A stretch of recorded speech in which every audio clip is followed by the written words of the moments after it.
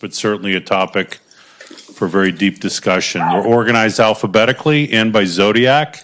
And we didn't use AI to do that. We just did it ourselves. So we feel quite we've accomplished something. But I'd like to start with Ian and have our panelists introduce themselves. Yeah. Hi, good morning. It's a pleasure to be here. Ian Hathaway. I'm a partner of a pre-seed and seed stage venture capital firm called FOVC, or Far Out. We invest in B2B enterprise vertical software in the Americas. Beyond that, just have a larger ambition of providing access to opportunity for entrepreneurs, regardless of your background, where you live, where you went to school. Wrote a book on ecosystem building in 2020. Used to work with Curdy at Techstars, whose mission is to democratize access to entrepreneurs.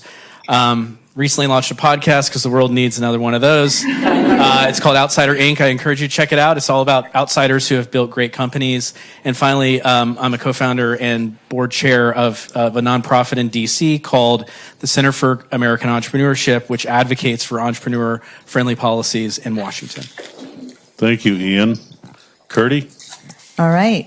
Super glad to be here. It's been fun. I think this is my third or fourth now. I was here at the very beginning. Changes every year. I know it does, and it gets bigger. So I am Curdy Levy. I am managing director of Techstars Anywhere.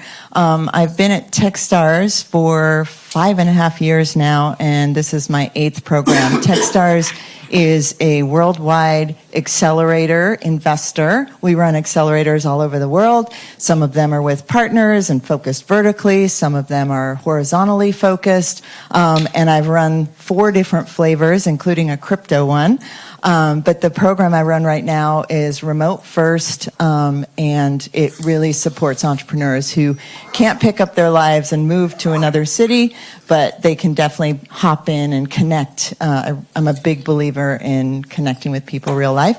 Techstars is, we have about 10,000 founders in our network, and we have, those founders have raised about $29 billion, and the valuation is close, of all of those, is close to $300 billion. So really exciting times. This is such a relevant conversation to have today, so I'm looking forward to digging in. Bruno. Good morning, everybody. Bruno Sardinha. I'm Senior Vice President and Chief Innovation Officer at Travelers. It's a pleasure to be here. It's my first year joining, and I'm super excited to be here in this panel as well, and talking a little bit about innovation in large organization, and some of the interesting things we've been doing, things that we've been seeing in the market, how we approach innovation in 160-year-old Fortune 100 organization, and share a little bit of my expertise also. I've been working in insurance for over 30 years with experience in management consulting, and also as an entrepreneur for a couple of years as well, helping found a business in Brazil, looking into insurance distribution. But then the corporate world just draw me back and say, okay, come here, come move to Hartford, Connecticut, and help build innovation and Travelers. So pleasure to be here. Thank you, Bruno, Curdy, and Ian. Everyone's got a perspective on AI. Ian and I were just talking about how much of that's context related. For me, AI, my journey with it has been that AI has been a terrific college intern. So if I need some fast research, I'm very serious about this. If I need some quality, fast research, it's like the perfect intern for me. But Ian, you have a far deeper perspective on the context of AI within startups and AI within ecosystems, because, again, context matters. Yeah, so on that point, I will point out I'm actually not an expert in AI. It turns out I'm the only VC in the entire planet who's not an expert in AI. Just as I was the only one who wasn't an expert in crypto and NFTs a few years ago. I'm kidding, but I guess, look, the way I think about it, if you're talking about ecosystems, or maybe one lens of that is how it's affecting work.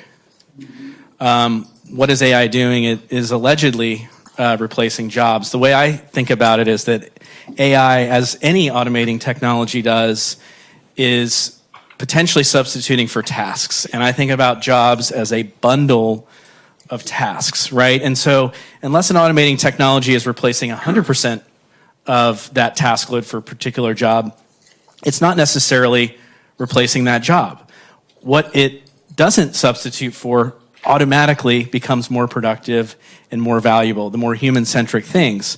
So the question of what does it mean for jobs, the number of jobs in the economy, well, that's dependent on a few different things that we just don't know yet.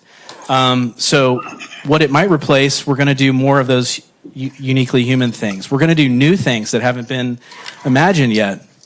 Also, automation has a tendency of reducing price and increasing quality. That has the effect of increasing demand for those industries, right? There's examples throughout history. You go back to the late 19th century, looking at the mechanization of weaving looms, the effect that, it was going to be disastrous for those workers. It actually increased employment. Why? Because it made cloth cheaper, it made clothing cheaper, and then people demanded more clothing. Same thing happened with ATMs. More bank tellers today than before ATMs. Why? Well, banks realized that they needed to be more embedded in communities. They changed the service offering, and the occupation of a bank teller changed. You went from counting cash less to customer service and sales, and you improved the customer experience. And so, I think of it less as, job replacement and more about job transformation. Two other points I want to make on this. Sorry if I'm going a little long on this one, but the first is that I'm actually a tech optimist. A lot of what I'm going to say sounds like I'm not. Maybe it's more of a realist or just a belief that these things take time. Technological opportunity does not equate to technological adoption. And like what Marty said before about context matters. So my context is B2B software. Fundamentally, the technology is not what's novel. It's we're changing human behavior. And just because something can help doesn't mean that people will adopt it. I often tell entrepreneurs, what you are doing has to be 10 times better or 10 times cheaper, or people are not going to make the necessary changes. So I think we dramatically overstate the change that's going to happen in the short term, and we potentially dramatically understate the long term. Final thing I'll say on this question about, and I guess to echo Marty's point about what's different this time.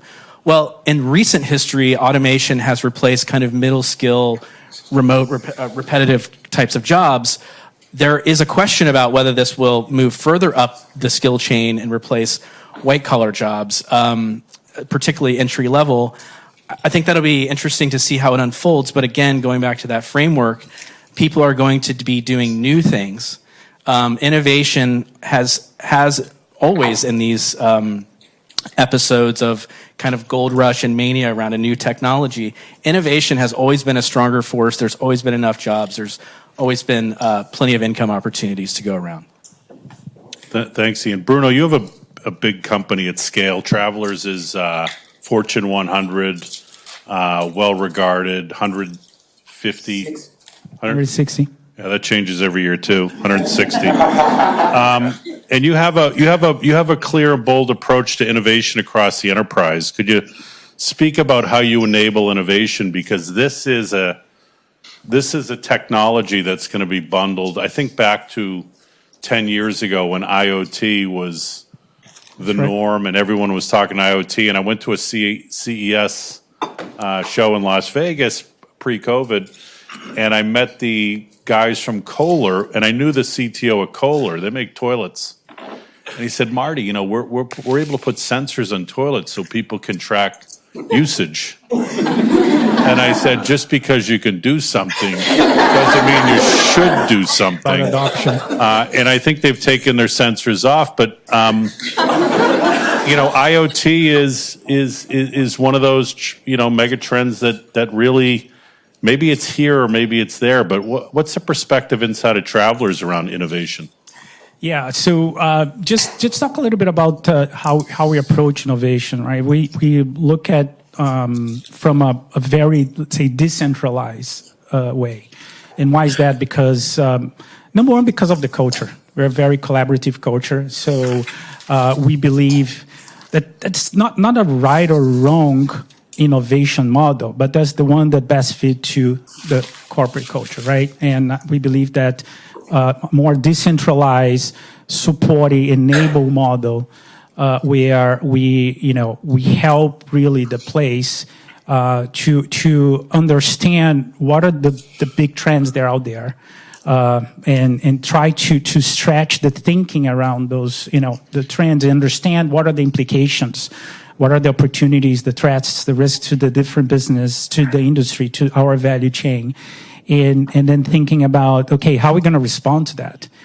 And really why we do that, because we try to anticipate, right? We try to bring, the impact of those trends kind of, closer to us, so we can start experimenting. We can start doing test and learn. We can start seeing what are the things that might work, might not, right? And actually engage in a lot of thoughtful conversations with the leadership and across the place, in terms of what this means for us, really.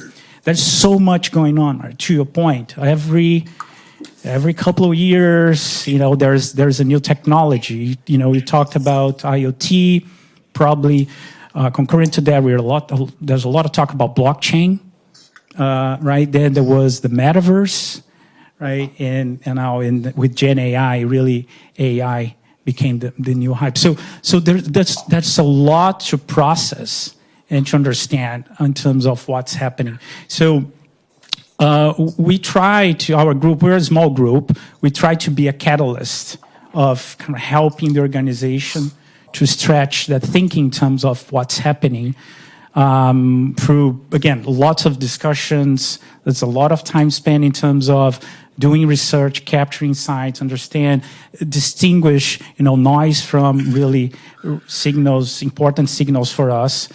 And then try to do that together with our business partners, right? And in a way that we are not necessarily just trying to impose something, but we're trying to enable and support and influence. So it's the literal aspect of really kind of how to influence the organization, a large organization, where we believe innovation should come from anybody in the play, in our travelers, and again, and how we help kind of drive impact to the business through innovation, right? So that's a primary, because if there's not that perception that we ultimately are getting to a meaningful, tangible outcome, I think we're not going to get enough support from the top of the house. So that's why it's a very interesting model. We've been, I'd say, evolving that over the past 6-7 years, and we think having some great success internally. Well, I'm looking forward to lower insurance rates. If you can figure this out. I mean, I think that's ultimately the outcome. We don't control. Yeah, that's ultimately the outcome is faster, better, cheaper, right? I mean, productivity is the enabler here. So thanks in advance. Yeah, we're gonna mint that here at Yale first, but we're not going to tribute that. Curdy, you sit on the other side where you work with founders who look to get pilots from companies like Travelers to see how they can enable things. And I know with many founders, and I've worked with my friend Claudia Reuter from Yale Ventures on multiple accelerators. Founders are much more future-looking than users. So I see a lot of founders putting AI in their name. I see a lot of founders embedding AI. But what's the perspective on AI coming into innovation from where you sit? Sure. So maybe to just start the framework, there's so many levels of AI. So you've got, infrastructure level of AI. You've got the foundational models, and you have the applications on top. A lot of times the applications on top are very relevant for the going into enterprise, but we're seeing all of the above. And actually Techstars started investing in AI companies 10, 12 years ago. I mean, some of our companies at the infrastructure layer who are doing very well have been able to adapt with new technology and just keep it going. But they were the early AI companies. You probably knew some of these too. Yep, data robot, perfect example. We are seeing more of the application layer now, not to say there isn't great work being done at the infrastructure level, just the number of companies that are coming out to do that. And actually, the research organizations, I've met with some of the founders here at the Roberts Center, et cetera. This is really the place where big change is coming from the infrastructure level, or taking things and looking at them with a different lens and say, are we doing things right at that level? And oh my gosh, we love those companies. So if anyone's working on anything in that area, that is exciting to just take and support with network. But what we're seeing the most of are the application layer.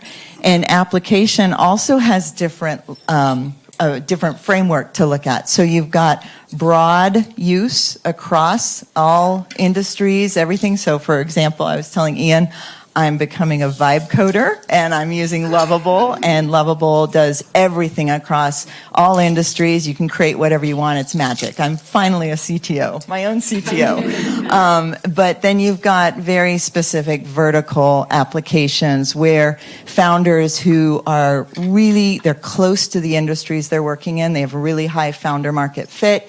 They're developing deep applications. So maybe it's chemical processing, manufacturing, and it's someone who came from that industry, and they're reaching down into the foundational model level layer. They're also figuring out how do they capture everyone they know within that industry. So we're seeing all of the above right now, and it's been super interesting to focus in on who are the people. We've always focused on people, but who are the people who really understand and can learn on the fly for every new opportunity they can look at, and listen to customers and take it to the next level with what they're developing, because it's no longer, I built this solution, these are the people I've already tested, vetted, they want it. It's just changing every day. So that's what we're seeing most of. Is the implication there that the AI, the hard tech, deep tech of designing the chips and designing the software models for the chips, that's going to be a big player's game, and then all of our startups on innovation will actually be like iStore applications, Apple iStore apps? Is this where it's going? Maybe. I can't predict exactly, but I just heard of a founder who's working on hardware and a chip to do something that he personally says, this may be turning lead into gold. I'm not sure if this is going to work, but people are throwing money at him because it's this brilliant idea of doing something differently. So it's still happening.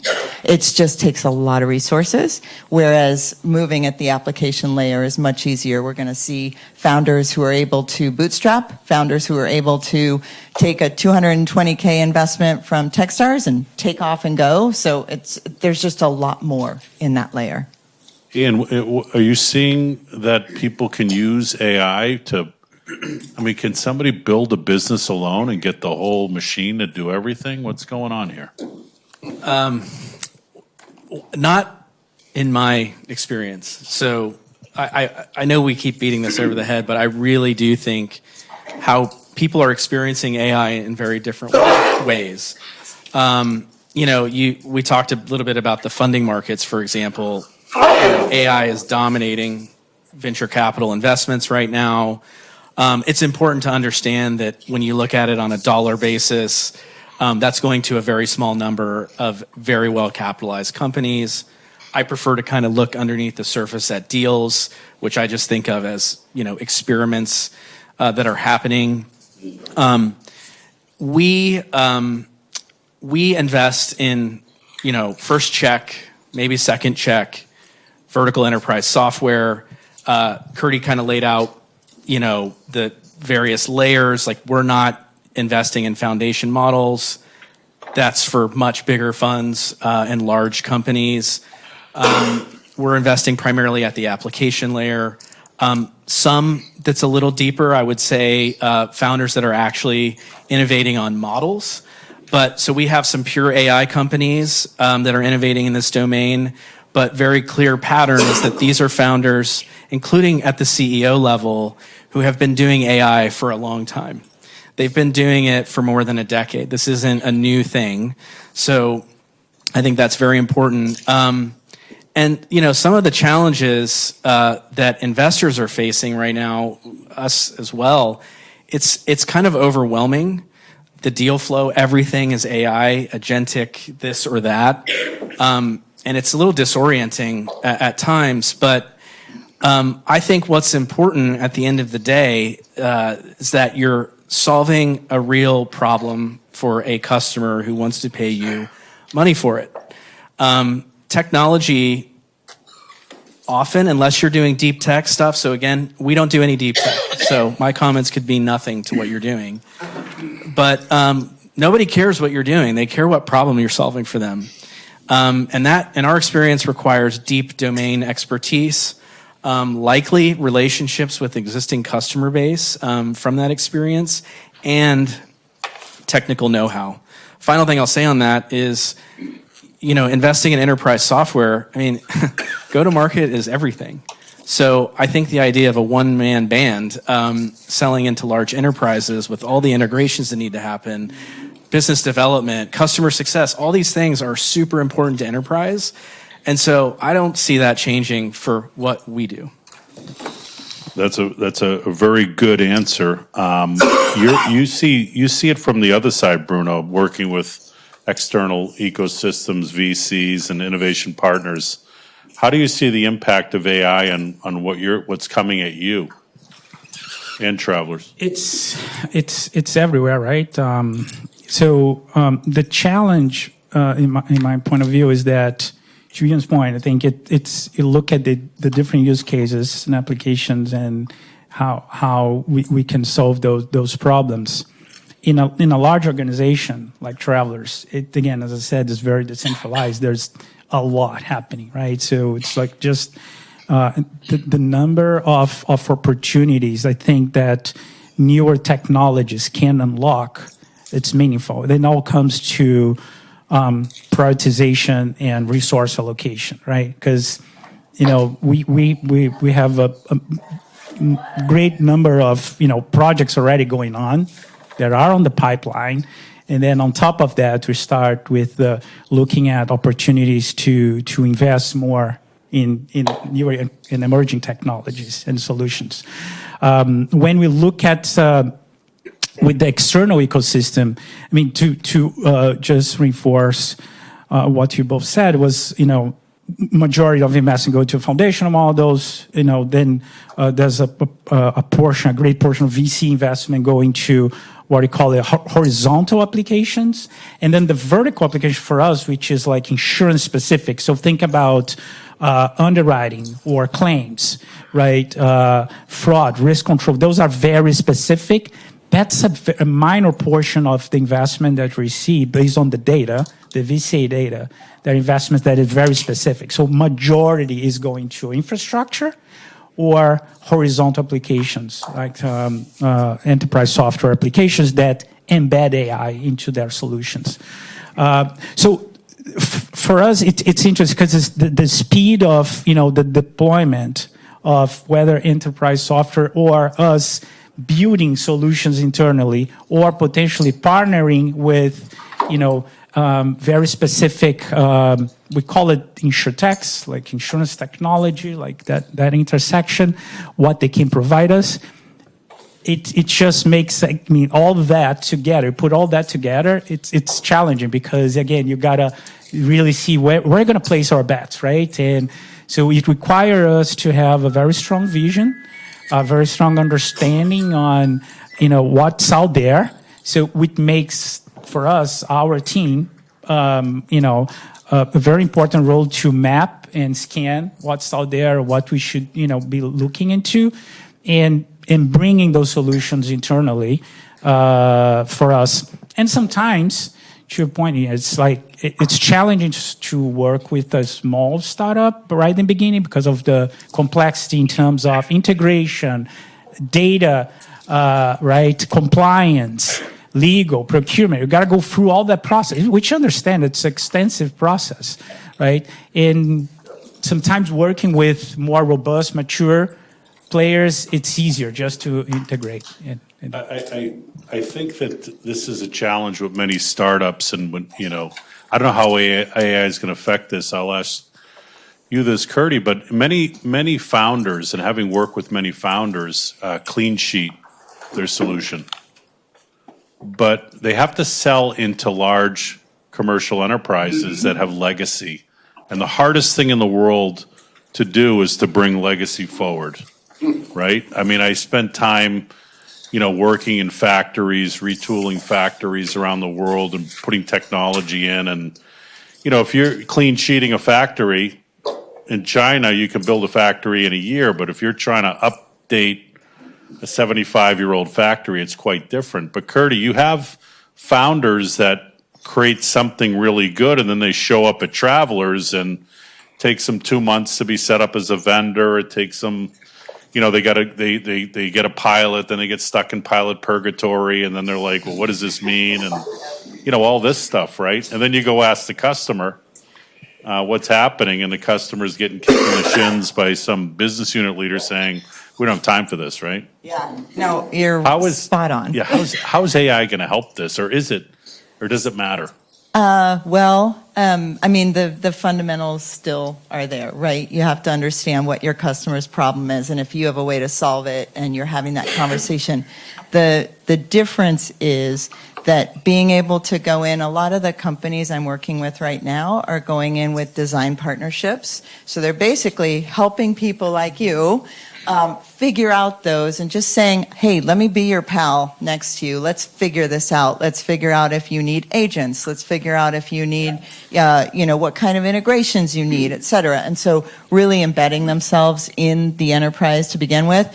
There's almost no one who's being successful other than maybe enterprise. There's something called vibe revenue, which is a new term that I've heard. Terms. I love it. Vibe revenue is enterprises just testing out AI, right? And this, new startup feels really excited that someone is giving them revenue, but really it's just vibe revenue. So whether it's vibe revenue or whether it's flat out, you don't have SOC 2, you don't have the security, whatever, they're definitely hitting a wall. So the way to go in is in conjunction, arm in arm, linked, and go build together. And that's been probably the most successful way to get into enterprise right now. Yeah, I just want to add, because it's a very good point. So one of the newer approach that we are taking internally to help exactly our seekers, it's we're bringing this co-creation model. Right? So what we're trying to do is identify a few use cases coming from the business or functions, and then selecting partners, startups, right? That we do scan, we help just map it out and select those partners. We bring the business team with the partners, with the startups together to ideate and work on solutions that will address that particular use case. So that's an approach that we call it open innovation, because exactly instead of we figuring out ourselves, we think being open to share, again, what is the problem that we're trying to solve? Let's work together on the solution, and potentially that can lead to, again, some further pilots or experimentation going forward. At least we are more aligned and we are kind of developing together. So that's we see that change, which is a cultural change. It's a very important cultural change, right? So that's a very important point. There is a conflict in there, though, which is the founders, the startup, wants to take that and be able to proliferate it across the world, right? They're thinking big, like, I want to do this everywhere, and you are trying to protect everything that's yours. So the enterprise wants the IP or wants certainly the data. Everyone understands if it's enterprise data, it's going to stay with the enterprise. But sometimes the agentic AI or whatever is being built also wants to be held by the enterprise. So there is an inherent conflict there, and that needs to be overcome as well. But if you're using AI to solve a problem, can't somebody else use it and solve the same problem? And I mean, is it going to be that people are going to pick founders to work with, or is it going to be they're going to pick solutions that they could find? Where is this going to go? Where is it going to go there?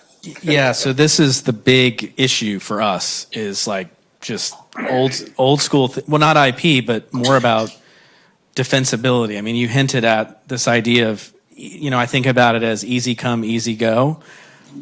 This vibe revenue concept, I'm going to be thinking about the rest of the day because I've definitely seen some vibey revenue out there.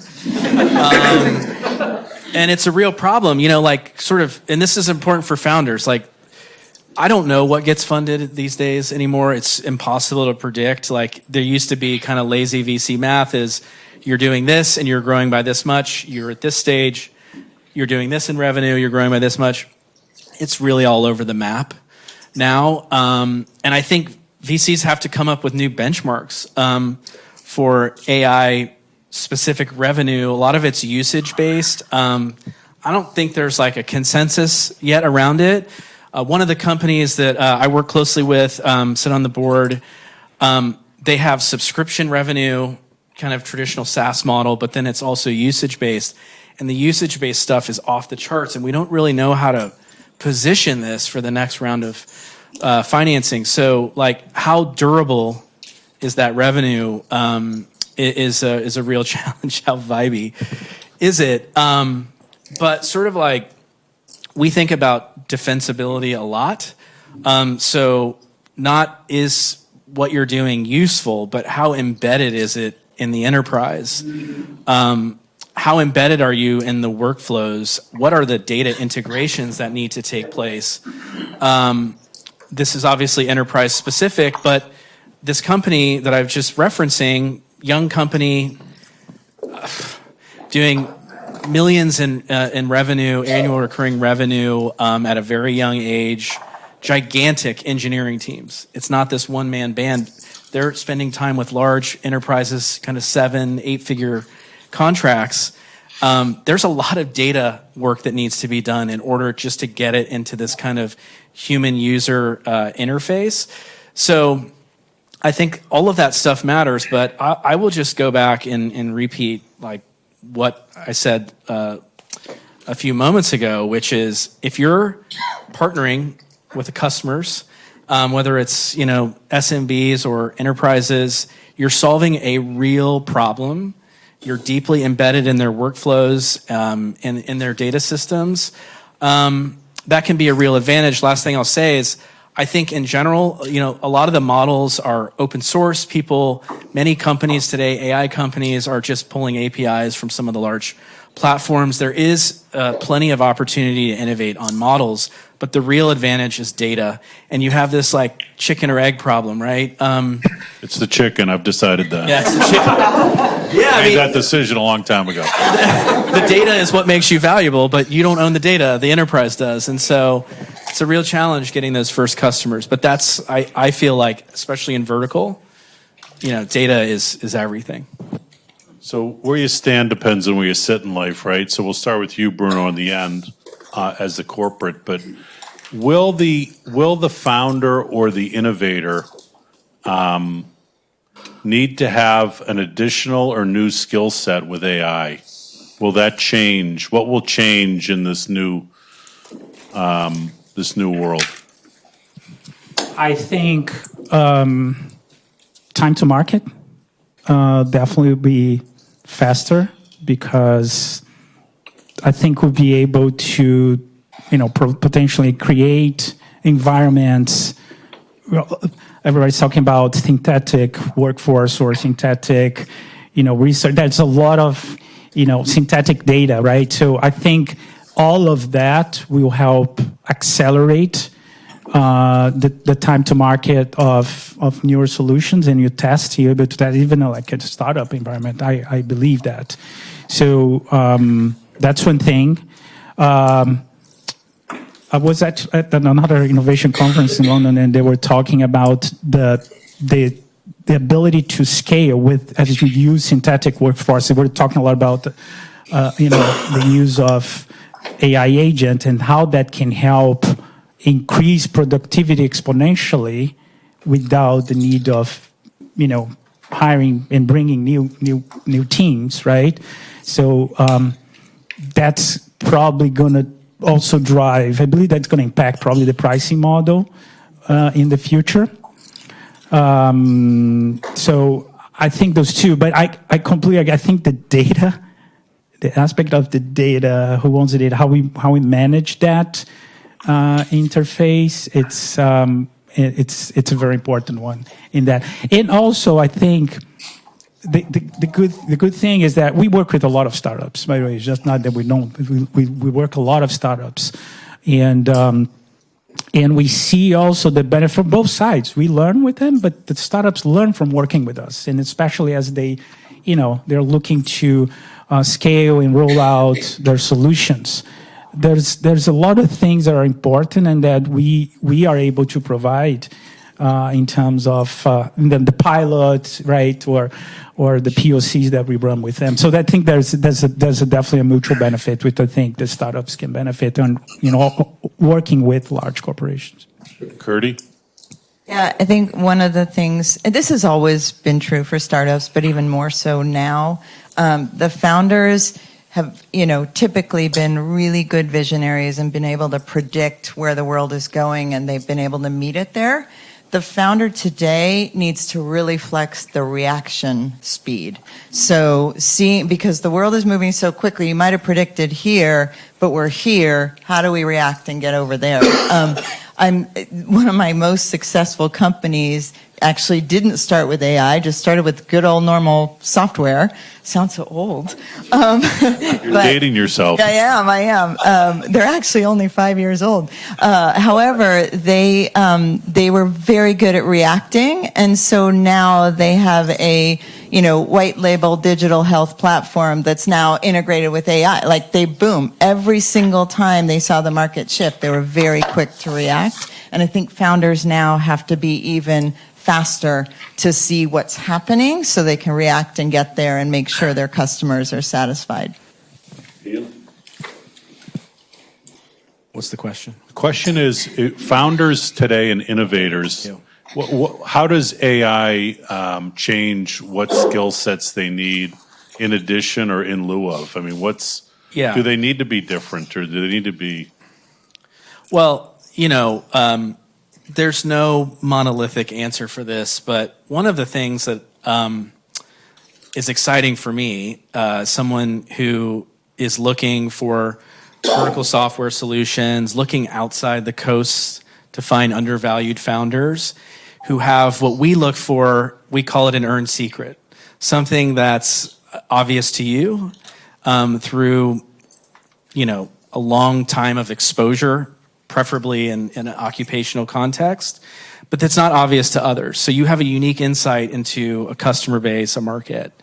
And you can actually sort of get your concept off the ground with minimal technical expertise.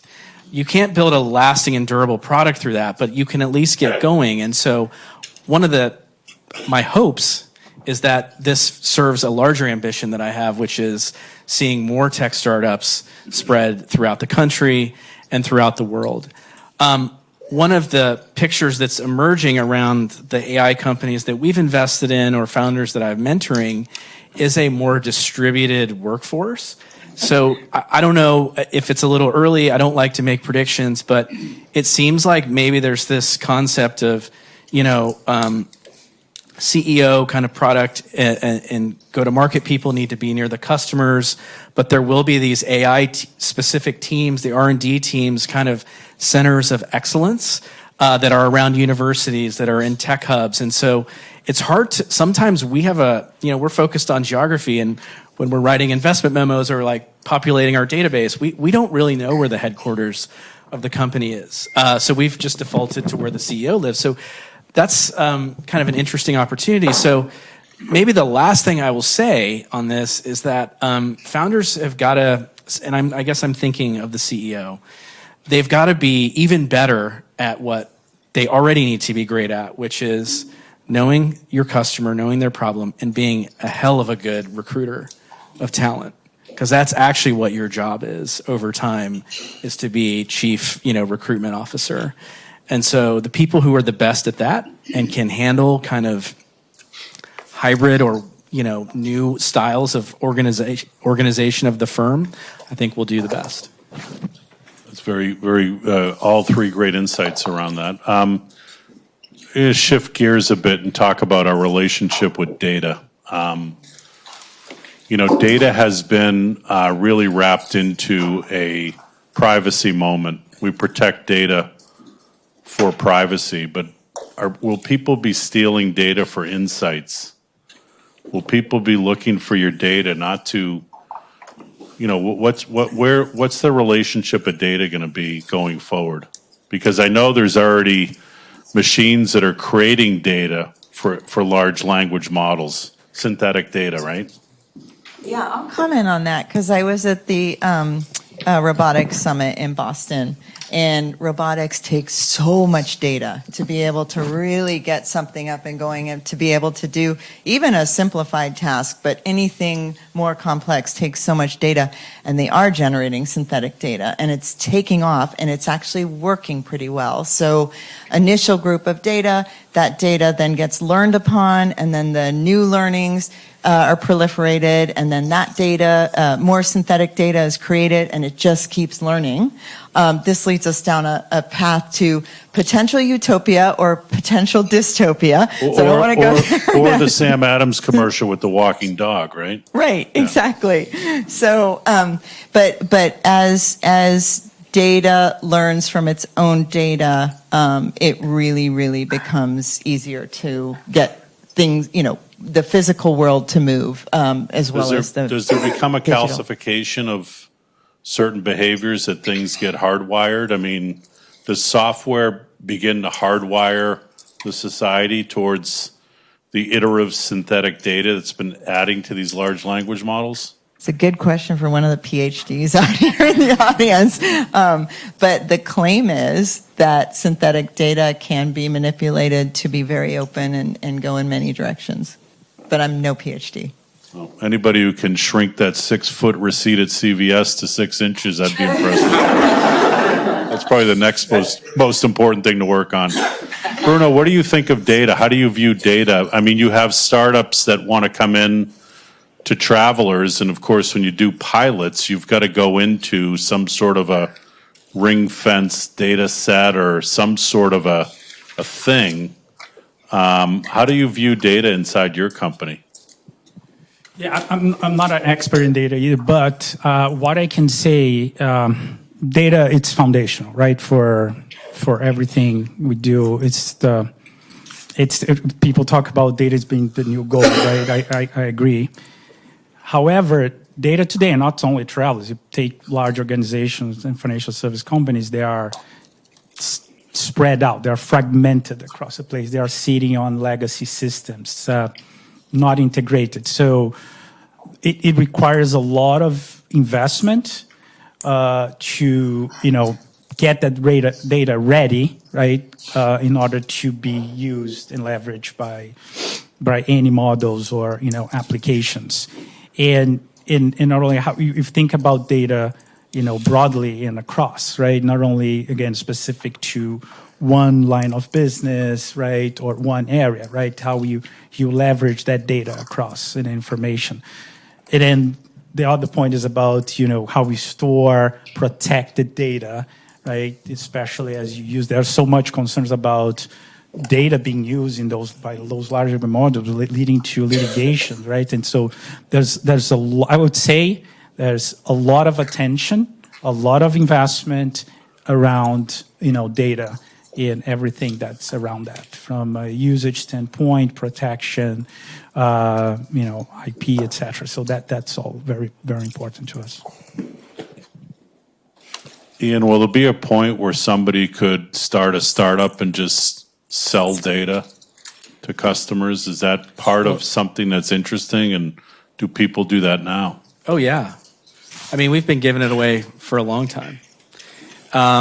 So before I was a GP, I was a data scientist for investment at Techstars and another firm that's based in London and New York. And the data we were using to find founders, the objective is to find you before anyone else knows about you.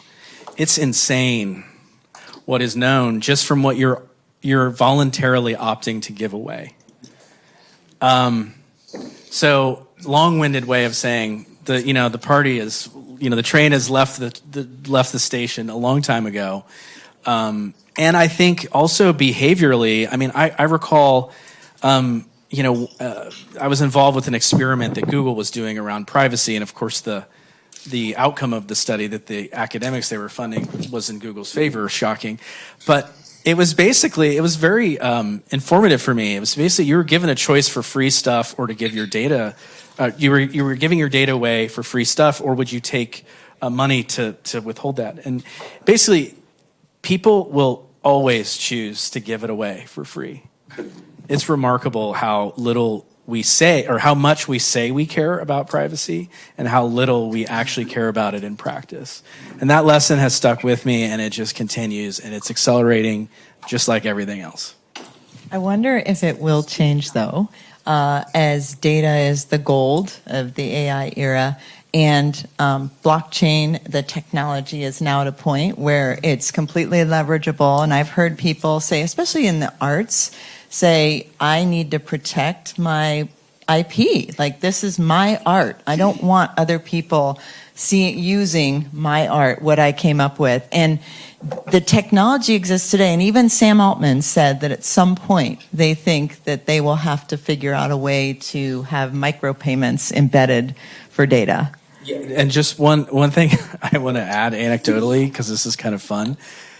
If you use ChatGPT religiously, which is what I do now, I'm ashamed at how much I use it. Ask it, ChatGPT, what are my 5 biggest blind spots? And it's shocking how much it knows. It hurt a little bit to go through that. The moderator's supposed to ask you, what are your 5 blind spots? Sorry, I think we're out of time, actually, so great. See you next year. I guess in this society, you can try and build a modicum of privacy, but anonymity is totally gone. I mean, there's no way to be off the grid, and if you are, it must be really hard to do. Yeah. We have time for questions. Yes, sir. Hi, how's it going? Thank you for your time. My question is regarding how best to use AI. So I think that a lot of people are like, I'm going to go and throw in a bunch of words, and AI is going to give me everything I need. But what are some resources that people can utilize so that they can maximize the use case for AI and get out as much as they can from it? Well, there are online classes that teach you how to ask the right questions. I didn't take the class, but there are ways to harvest and optimize the model. So when you ask, so to say, generic questions, specificity is really a way to get to something more important, because if you ask a general question, you're going to get a homogeneous answer. But Curdy, you probably have a perspective on this, being a vibe lady. Yeah, right. So I think, what do you want to get done? You can use AI to get whatever that is done right now. So in my case, I really wanted a daily tracker of my tasks, so I could both microphone, like speak them into existence, or write them when I'm talking to founders, like email this founder, follow up with this. I just wanted a place to collect it. It took me a little longer, but in 2 hours, it should have taken me 15 minutes. I vibe coded that into existence. It's now on my phone, so I'm talking to someone. I can quickly write down, the microphone doesn't work with Apple yet, I'm figuring that out, but I can quickly write down, what do I want to get done? Remember that at the end of the day, I've got my task list. I can do that before I close up shop for the day.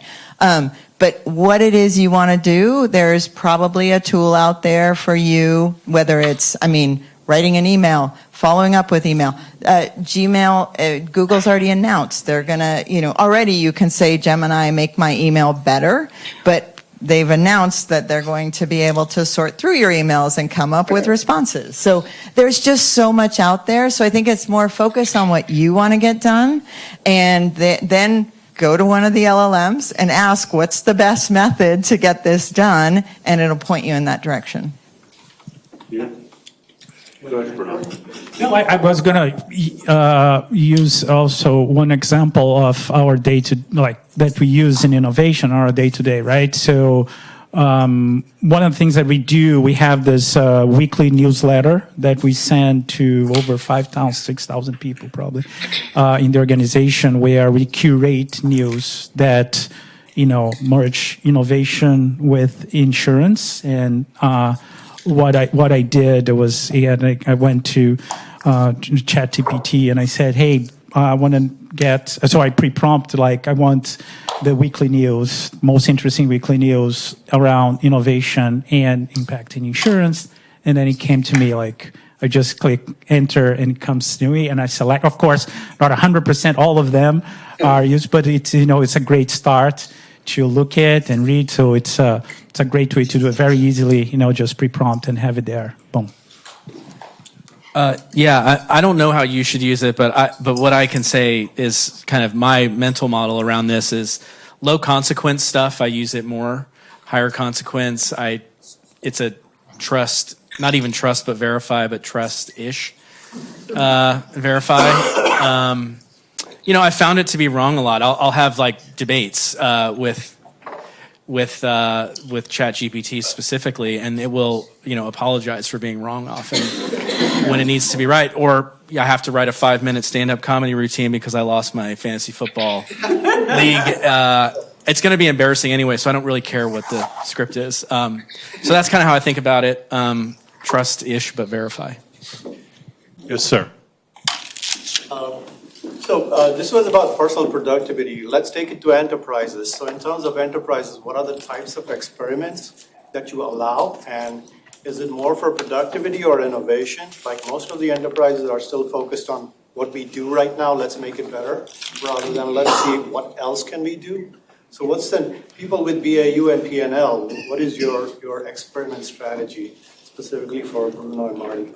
I think most people, I'll take a pass at that one. Most people in a corporate setting are looking to, use it to routinize an existing task. So if there's something that's routine, the model can get much better, much more efficient on a routine. Something that's new, who knows what answer you're going to get, right? I assume they would have figured out by now through these LLMs who shot President Kennedy, but I haven't heard yet. But I think there's some things that it can do very well. And I think, the banking industry predicts they're going to lose, 30 to 40% of their staffs over, claims and processing and applications and all these things, right? Yeah, because it's about how we can do things faster and better. And I think AI it's exactly, being used towards that purpose and goal.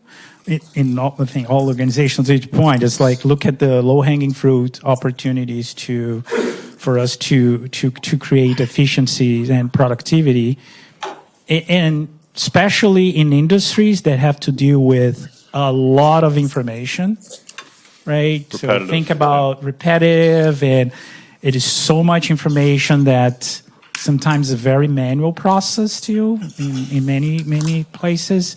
So how you get to what it's really important, right, at the fingertips of the decision maker, right? So it changes meaningfully. We talked about job transformation. I agree. I think it changed the role from, okay, I have to do the research, I have to compile it, and to actually I have to just interpret, right? I don't have to do all that, manual, task before, right? Repetitive task. It's about just focus on insights and probably using that time to, for the relationship with clients, etc. So that's, I think, what's changing. Right. I'll give one use case, which is kind of interesting. It's not replacing anything. It's actually making new things possible. So we've invested in a what I would describe as a verticalized AI-enabled ERP system for large CPGs. We're talking about companies that are doing millions and millions of transactions a month. They're operating in countries where there's VAT. So this is a tax that's due monthly. And rather than the AI coming into, we're talking about reconciling across multiple systems, right? Existing legacy ERP systems, bank ledgers, all sorts of systems. And the AI is not replacing like a room of accountants who are, reconciling across systems. They're actually just estimating and making it up every month because they don't have the ability to essentially calculate the tax. So what this company is doing is presenting an accounting professional with a clean dashboard that says, these are the 2,000 records that we don't think match.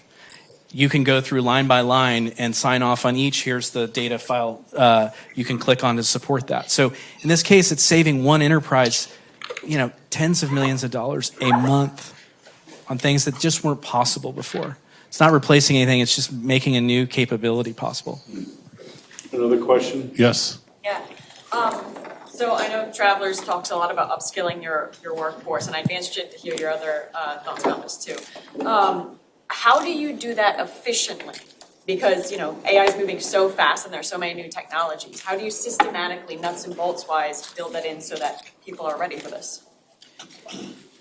I would say, again, very thoughtful approach in terms of education and learning and structuring content that are useful across the place, and that's also got to be democratized. I think there's a lot of on-the-job training that we don't really give enough credence to or track it. I look at the top 100 cyber leaders in the top 100 organizations in the world, to include government. Not a one has a university degree in cyber. Every one of them has learned that on the job. We just don't do a great job with tracking the experiential learning, which is probably one of the most important, right? You need the book learning, but the experiential learning is and in AI now, I mean, there's a lot of people running AI in large organizations at the top that never had any type of formal training, right? Yeah, and I was just going to add culturally, companies that have been sort of newer, digital first. I think it was, correct me if I'm wrong, the Shopify CEO basically put a mandate out to every single person on staff and said, you will be working with AI. I want to see ideas every week come in from you. So culturally, he just said, go learn. Like, you guys figure it out. Whatever you're doing, use AI to figure it out. And so I think there's a cultural shift. That company probably understands really well what the cybersecurity issues might be. In an older, more established company, maybe there's some other concerns to think about. But yeah, I think there's some culture to it. Absolutely. Yeah, it's a mindset shift, and I think it's about making everyone accessible, but prepare us to do it responsibly, because that's a very important point, right? We gotta use in a way that, again, we protect the data, right? We use it responsibly because we understand that it has implications. AI can hallucinate, and you can use that and put it on email and send. You cannot do that. So we gotta be careful. So that's why it's so important to set some guardrails, I think, in terms of how to use AI and what type of data you can use or not, but make it available to everyone and use it on your day-to-day, how to use it in your day. I think the machines will track how well we're learning and how well we're getting productive in new things. Like the car can track how well you're driving now, right? Exactly. And capture that. And the insurance companies. share it. Oh, I'm sorry, Bruno. Another question in the front row? Curious, if you switch gears from a Travelers or a bank or something to a manufacturer, right? And not back office, but thinking about the things they have to do on the floor and so forth. Are you starting to see things emerge, and is it really something that a few companies are taking hold of, or is it really starting to spread now across, aero, defense, whatever? I'm seeing it everywhere, not necessarily all in our founders, but I'm seeing it across. So the robotics summit was full of physical AI in the manufacturing space, and there was very single task focused robotics, but now branching out to do multitask. But the humanoid robot that does everything, I've been told by the experts that's still a long ways off. You can define long. Okay, we'll go to the back and then to the front. Go ahead, sir. So, you know, forgive me, I'm an Aquarius, right? Beautiful, beautiful. So when Ian, you brought up the situation that there's no formula that's really gonna let investors realize how AI is gonna help you guys pinpoint which founders are gonna do better or worse. I think, for me, in my Aquarius mind, if a founder is using AI to find their target, that's kind of the founder that shouldn't be, because you shouldn't, I don't feel like you should use AI to find your target or to build your confidence. I think it should be used as, like you said, as an assistant or as an intern. So if you guys want to, if that's something that you guys want to put into your formula on how to identify a founder that is able to use AI in the correct way, I think it should be judged off their confidence or understanding their target. Is that something that you guys could agree with, or it's something you would push back against? Yeah, I'm happy to take a stab at that. Founders support. Yeah, so look, they're just tools. Okay, so powerful tools. We look for people who are obsessed with the problem they're solving, because it's hard and it's very unlikely that you will succeed. That's the reality. If you're pursuing anything in life with the belief that it's going to have this outlier success, that's the wrong reason. It's because you should do it, especially in this domain, because you can't live without this solution. That's the level that it takes. It's hard. It takes forever. The other thing is, I'll just say, don't look for validation from VCs. They don't know. There's lots of reasons that VCs say no. I say no to amazing founders and companies every day. Just said no to one today that has nothing to do with them, right? It's a numbers game. So if you need the capital, not want, if you need it, it's a numbers game. Line them up, knock them down, try to qualify them. Eventually someone will say yes. But the thing we look for, and I hope others are too, is that you've got what it takes to sustain the journey. Thank you. Yes, ma'am. Yeah, my question is, if you are a founder of a small startup and you are looking ahead into the future and you want to find out how you can use AI to build your company, and you're not as big as travelers to be able to bring in the experts and embed them into your company to be able to work together to develop the system, what is your advice for such a founder? How do you look into the future and bring your business to that place? Okay, I'll A small take that. founder Yeah. looking how to use AI and So I had this exact situation, this program. I had 8 companies come in, and one of them doing incredible work, really, really tightly aligned to the to her industry that she's working in, and not using AI at all. And so I said to her, I said, for you to be successful, I don't care if she kept saying it's a dusty industry, they don't want AI. I said, it's going to pass you by if you don't take a look. And so, long story short, she's been in my program for 2 months. They have put together their MVP with AI. They did not expand their team. They did it with the team that was there, just using free and cheap tools to get there. And they've been focused on the same problem they were focused on before with the customers. They don't say, now it's AI driven. They say, we're still trying to help you get this job done. We can do it really quickly and really efficiently, and the cost actually will eventually be lower for them. So I think think about, and I can take this offline with you too on your specific situation, I'm happy to, but if you think about what are you trying to get done, you do want to leverage AI. I'm going to make a plug for a friend who's at a different institution. Actually, he's a VC first, but Jeff Busgang wrote a book on the experimentation machine, which is how to find product market fit in the age of AI, and I highly recommend it. I've given it to every founder this year. I'm getting a good vibe from that. I've nailed it. We're getting the hook from the sheriff. Grace, I'm going to call you the sheriff. So I know there's some questions. We'll take them after we conclude, but I want to thank our panelists, Bruno, Curdy, and Ian.